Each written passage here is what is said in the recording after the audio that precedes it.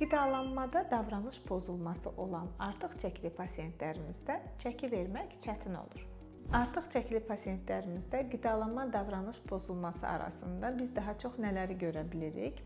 Bulimiya nevrozis görə bilirik, tıxanırcasına qidalanma və gecə yuxudan ayılıb qidalanma.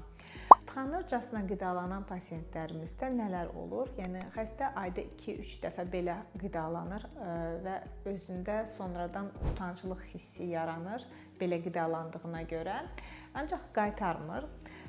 Bulimiya nevrozis zamanı isə xəstə çox qidalanır və sonra səhərsi günü başlayır dərman qəbul etməyə, sidik qovucular qəbul etməyə, idman aşırı eləməyə, yeməməyə və hətta özünü qaytarmağa belə məcbur edir.